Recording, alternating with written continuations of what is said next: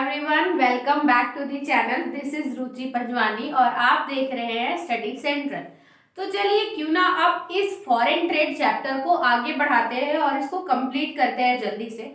Last की videos में हमने देखा था कि meaning of foreign trade and importance of foreign trade unit 1 से।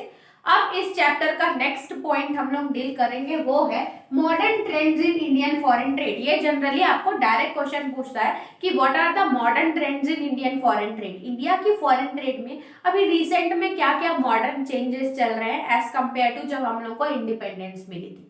अब बात बताऊं मैं आपको, इंडिपेंडेंस के टाइम पे जब इंडिया को इंडिपेंडेंस मिली थी 1947 में, तब इंडिया के पास ट्रेडिंग करने के लिए, फॉरेन ट्रेड करने के लिए ज्यादा कंट्रीज के ऑप्शंस अवेलेबल नहीं रहते थे। वो जनरली 2 या 3 कंट्रीज से डीलिंग करता था। लेकिन जैसे ही एक्सपेंशन होता गया, कंट्रीज आने लगी सामने और ट्रेडिंग थोड़ा थोड़ा करके बढ़ता गया, तो इंडिया के जो मैप है, ट्रेडिंग का जो मैप है, वो इंक्रीज हो गया, बहुत सारी कंट्रीज ऐड हो गई। इसके कारण जो कंपोजिशन ऑफ ट्रेडिंग है कि किससे सामान मंगाना है, क्या मंगाना है, वो थोड़ा उसमें ड्रास्टिक चेंज आया। तो अब मॉडर्न टाइम्स में हम लोग देखें तो क्या क्या फॉरेन ट्रेड में चेंजेस हैं या ट्रेंड्स कैसे चल रहे हैं, वो इसमें इस आंसर में हम लोग को टोटल देखना पड़ेगा। ठीक है, तो इसके लिए generally modern trends in Indian foreign trade को समझाने के लिए हमें 3 पॉइंट से उसको समझाना है। पहला जो हमारा रहेगा size and value of foreign trade, ये सेकंड रहेगा कि कंपोजिशन ऑफ फॉरेन ट्रेड, और थर्ड पॉइंट है हमारा डायरेक्शन ऑफ फॉरेन ट्रेड, वो भी हम लोग डील करेंगे। स्टार्ट करते हैं हम लोग size and value of foreign trade. अब देखा जाए कि जैसे कि मैंने आपको बताया कि आफ्टर इंडिपेंडेंस जो वैल्यू है कि जितना हम लोग सामान मंगा रहे हैं या साइज है, उसमें थोड़ा बहुत चेंज आया। और वैल्यू कैसे कम ज्यादा हुई, इंपोर्ट की वैल्यू क्या है, एक्सपोर्ट की वैल्यू क्या है, वो इसमें देखते हैं। तो क्या दिया हुआ है, after independence the quantity, value and size of foreign trade has been increase, बढ़ गई है, क्योंकि जैसे जैसे डेवलपमेंट होगा तो आपकी ट्रेडिंग एक्टिविटीज भी इंक्रीज होगी। फिर there is an increase in foreign trade due to development programmes. मैंने बताया कि जैसे ही हम लोग डेवलपमेंट की तरफ पाथवे में जाएंगे तो आपको और ज्यादा रिक्वायरमेंट इंक्रीज होगी, जिसके कारण फॉरेन ट्रेड का भी जो वैल्यू है या परसेंटेज है उसमें इंक्रीज आएगा। बात करते हैं इंपोर्ट ट्रेड और एक्सपोर्ट ट्रेड की।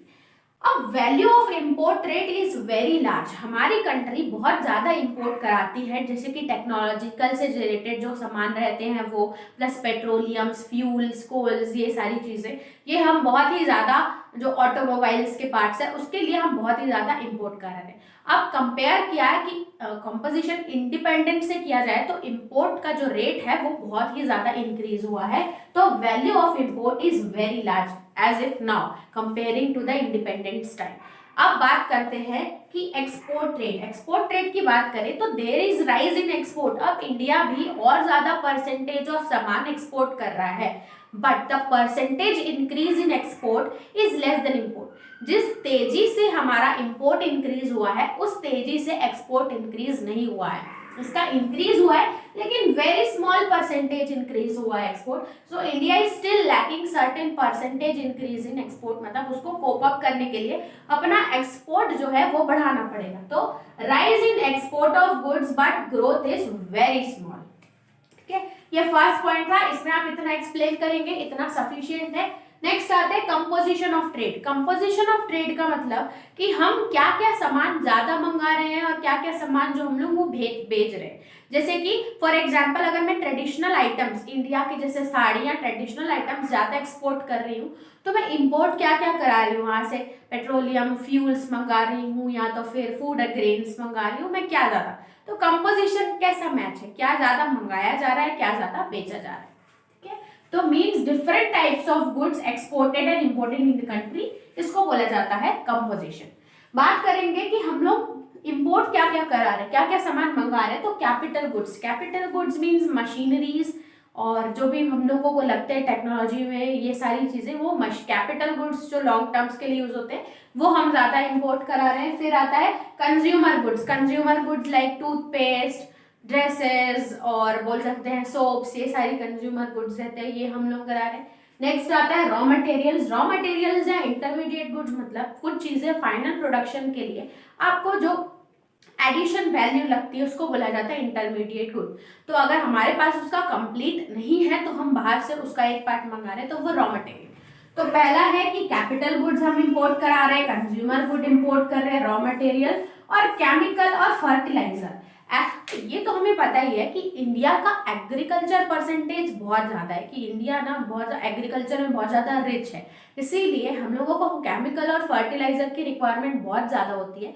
तो इंडिया में होने के बाद भी हमें स्टिल फॉरेन कंट्रीज से इंपोर्ट कराना पड़ता है। ठीक है, तो 80% देखा जाए तो हम लोग ये सारी चीजें में ही अपना इंपोर्ट लगा देते हैं। फिर बात करते हैं एक्सपोर्ट क्या क्या करते हैं। तो export of traditional items, India के जो ट्रेडिशनल आइटम्स रहते हैं, आप देखा होगा कि फॉरेनर्स इसमें बहुत ज्यादा अट्रैक्टेड रहते हैं। तो ट्रेडिशनल आइटम्स जो भी इंडिया के हैं वो हम एक्सपोर्ट करते हैं। इसके साथ साथ नॉन ट्रेडिशनल आइटम्स भी हम लोग एक्सपोर्ट कर देते हैं, जैसे कि जो भी हमारे कंट्रीज में बन रहा है, अगर उसकी कोई पहचान है, कोई अच्छी ग्रोथ है, तो वो देखा जाए तो 80% ऑफ द ट्रेड हमारी डिपेंड करती है ट्रेडिशनल आइटम्स पे, जो हम लोग बाहरी कंट्रीज में बेचते हैं। ये हमने देख लिए 2 पॉइंट। तो चलिए देखते हैं अब तीसरा पॉइंट, आप इसको नोट करो, उसके बाद हम लोग चलते हैं थर्ड पॉइंट पे। चलिए तो डिस्कस करते हैं। अब हमारा थर्ड पॉइंट है, वो है हमारा direction of foreign trade. Direction of foreign trade बोलता है कि जब हम लोग ट्रेडिंग कर रहे हैं फॉरेन ट्रेडिंग में, तो ये कौन सी कंट्रीज में जा रहा है, कौन से डायरेक्शन के थ्रू जा रहा है। रशिया में जा रहा है, यूरोप में जा रहा है, तो कौन सी कंट्रीज में इंपोर्ट एंड एक्सपोर्ट हो रहा है, वो हम लोग इसमें देखेंगे कंपोजिशन। तो पहला देखते हैं डायरेक्शन ऑफ इंपोर्ट, मतलब हम सामान इंपोर्ट कहाँ से करवा रहे हैं, कौन से डायरेक्शन से करा रहे हैं। तो फर्स्ट है various sources of varied goods. इसका मतलब ये बोलना चाहता है कि जैसे जैसे कंट्रीज इंडिपेंडेंस के बाद जैसे जैसे कंट्रीज फॉर्म होते गई, तो पहले हमारे पास ऑप्शंस कम होते थे, हम कम कंट्रीज से ही इंपोर्ट करते थे सामान। लेकिन जैसे ही ऑप्शन कंट्रीज में इंक्रीज हुए तो वेरिड सोर्सेज, बहुत सारे सोर्सेज से हम इंपोर्ट कराना स्टार्ट कर दिए। फॉर एग्जाम्पल दिया है कि हम अब इक्विपमेंट्स फॉर इंडस्ट्रियल कहाँ से मंगाते हैं, ईस्ट यूरोप से, और उसके बाद फूड आर्टिकल्स कंट्री से, यूएसए या रशिया से मंगाते हैं। तो बहुत सारे सोर्सेज से इंक्रीज हुए, ये वाला पॉइंट क्लियर है। नेक्स्ट आता है largest imports from OECD. OECD का फुल फॉर्म रहता है organisation of economic and corporation development. इसमें ग्रुप ऑफ कंट्रीज रहती है, ठीक है, जैसे कि America, Belgium, Germany, France, Canada, Australia, Japan. इससे ये सारी कंट्रीज इसमें आती है, इसमें से हम इंपोर्ट कराते हैं। ठीक है, तो इसको डायरेक्टली सारी कंट्रीज का नाम ना लेके ओपीईसी बोल देते हैं शॉर्ट में। 50% ऑफ द इंपोर्ट्स इंडिया में इसी ऑर्गेनाइजेशन से आता है। फिर ये फर्स्ट रैंक पे है ना, हमारे इंपोर्ट में फर्स्ट रैंक में ये आता है। सेकेंड रैंक में आता है ओपीईसीई। अब इसका क्या हो गया, ओपीसीई का मतलब होता है organisation of petroleum exporting countries, OPEC. Petroleum जैसे कि फ्यूल्स, तो ये हम लोग जनरली कंट्रीज से जो मंगाते हैं वो सऊदी, ईरान, इराक, ये सारी इस ऑर्गेनाइजेशन में आती है। ये सेकंड रैंक है। तो ये यहाँ से हम लोग ये सब पेट्रोलियम जो भी एक्सपोर्टिंग कंट्रीज है उससे हम लोग इंपोर्ट कराते हैं सामान। फिर आपका है नॉन ओपीईसी। नॉन ओपीईसी मतलब जो पेट्रोलियम प्रोडक्ट से डील नहीं करती, उनसे भी हम बहुत सारे सामान आर्टिकल्स यूज करते हैं, जैसे कि उसमें कंट्रीज आ गई एशिया, अफ्रीका, लैटिन अमेरिका। यहाँ से भी इस डायरेक्शन में भी हमारी ट्रेडिंग चलती है इन टर्म्स ऑफ। फिर पहले जब हम लोग इंडिपेंडेंस की बात करें तो 19 और 91 में इंग्लैंड का डोमिनेशन बहुत था इंडिया पे। हम बहुत सारे सामान अप्रोक्स 20% ऑफ दी जो हमारी इंपोर्ट थी वो इंग्लैंड से हो रही थी। लेकिन अभी अगर देखा जाए तो वो 20% से रिड्यूस होके 6% आ गई है। मतलब there is a reduction in the domination of England in country.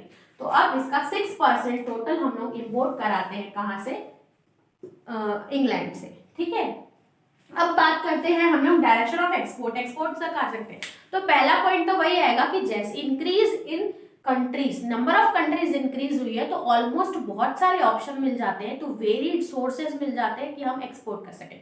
तो इस पॉइंट में आप ये एक्सप्लेन कर सकते हो, as a numbers of countries increase, हमारे जो एक्सपोर्टिंग है वो भी इंक्रीज हो गई है। उसके बाद लार्जेस्ट एक्सपोर्ट टू ओसीई। ओईसीडी का फुल फॉर्म मैंने बताया, तो जो लार्जेस्ट, इसमें भी फर्स्ट नंबर पे था, यहाँ पे भी एक्सपोर्ट। अब हम इंपोर्ट करा रहे हैं तो उसी ग्रुप ऑफ कंट्रीज में हम एक्सपोर्ट भी करेंगे सामान। तो ओईसीडी का फुल फॉर्म है organisation of economic corporation development, इसमें करते हैं। इसमें जो कंट्रीज है वो मैंने आपको बता दिया, Belgium, Germany, France, Canada, Australia, Japan 50%। First rank पे आता है। फिर आता है increase in export to LDC. LDC का मतलब होता है लेस डेवलप्ड कंट्रीज। डेवलप्ड और नॉन डेवलप्ड कंट्रीज में इंक्रीज तो हुआ है, जैसे कि कंट्रीज इंक्रीज हुए तो इंडिया ने एक्सपोर्ट कर दिया, इवन वो डेवलप कंट्रीज में भी करता है, लेकिन वो लोग लेस डेवलप कंट्रीज में भी एक्सपोर्ट करते हैं, जिसको हम लोग एलडीसी बोलते हैं। फिर ओपीईसी से भी एक्सपोर्टिंग चलता है। ऐसा नहीं है कि हम पेट्रोलियम प्रोडक्ट्स में बहुत ही लैक करते हैं, तो स्टिल हम लोग एक्सपोर्ट करते हैं। ओपीईसी मतलब क्या होता है? Organisation of petroleum exporting countries. इसमें जो भी सऊदी, ईरान, इराक ऐसी कंट्रीज आती है, उस डायरेक्शन में भी हमारा एक्सपोर्ट होता है। फिर reduction in east European countries. अब लेकिन जो हमारा ट्रेडिंग है, एक्सपोर्ट है, वो ईस्ट यूरोपियन कंट्रीज में थोड़ा सा कम हो गया है, जैसे कि रशिया और रोमानिया, ये सब। ठीक है, तो ये आंसर आप इतना ही लिखेंगे सफिशिएंट है। थोड़ा लेंथी है क्योंकि ये 8 मार्क्स के क्वेश्चन आते हैं, तो अगर आप modern trends in Indian foreign trade अगर लिखेंगे तो ये पॉइंट को जरूर कवर करिएगा।